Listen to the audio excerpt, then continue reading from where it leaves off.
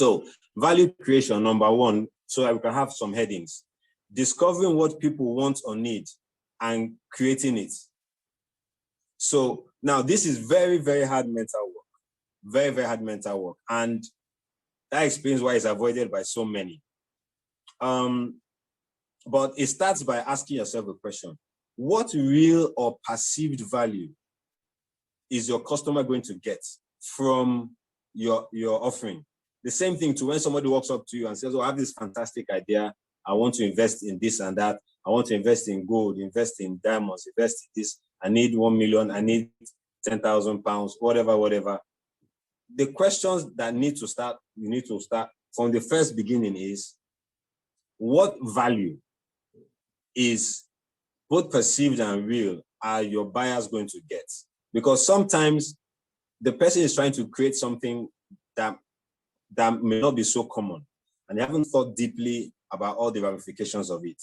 So what exactly is the perceived value? What is the real value? And the difference is large, because perceived value is different from real value.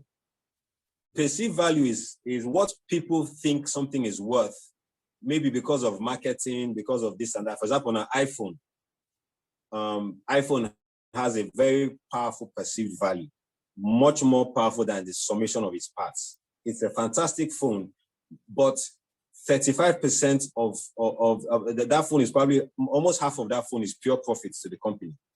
So you are not just paying for a phone, you are paying for the most profitable company in the world to keep being profitable. So yes, it's good to have an iPhone, but the perceived value, they've made the perceived value so strong that it's even far more than the real value of the phone, because very few people actually know how to use all the fantastic technology inside the phone. There's only camera, everybody is snap camera, that's about it.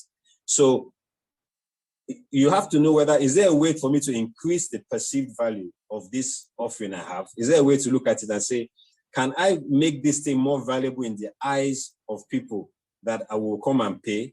If you're able to do that, then you have done something very great, and you've also increased your margins, because now you're going to be able to charge more because you've created a greater perception of value. This happens, for example, in Lagos. You might be surprised. We have some boutiques, even on the island, and they make people believe that, oh, everything they bought it from one expensive store abroad. But you'll be shocked to find out that places like Teju and the rest, they will tell you that some of the people that come there to buy their items fairly used are people that own large and expensive boutiques. So they come there and pay a reasonable amount for these clothes, then go and launder them very expensively, and then, not expensive, but we go and launder them, and then put them in a fantastic environment. And people will come and say, oh, this thing is worth so and so because it's in VI, because it's in Ikoyi, because it's in a high barrier, for those that don't know Lagos or Nigeria. So they have pushed the value and they've pushed the perceived value. But if that same item in Surulere or some other place, we won't go for that amount.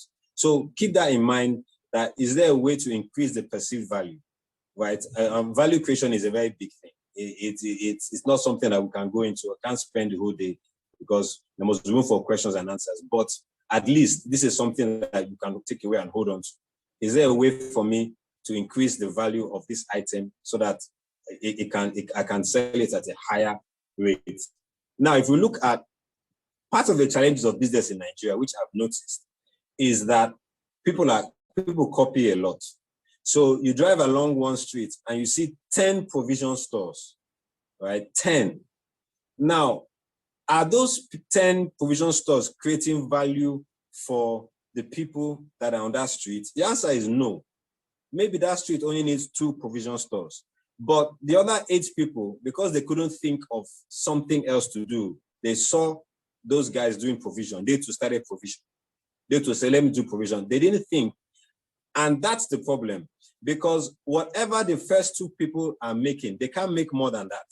Now, the revenues start coming down, because now you start fighting between all of you that, oh, I have to bring my own prices down. So there's a price run. So, but on that same street, there is something that people will pay money for. even more than that provision store, if only you set it up, if only you could look into and what's the value that people on this street or in this neighborhood are not getting.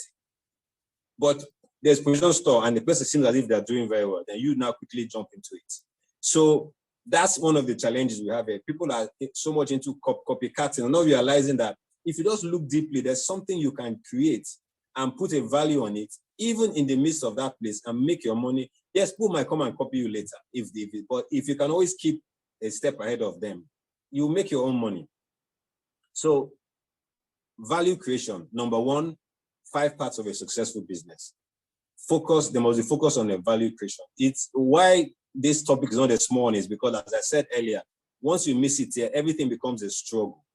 Everything becomes, come and buy my market. Yeah, you are my friend. You're not my friend. Why are you not buying it? I'm not buying it because it's not, to me, the value is not there, or the price is not there. Something is wrong with it. So value creation.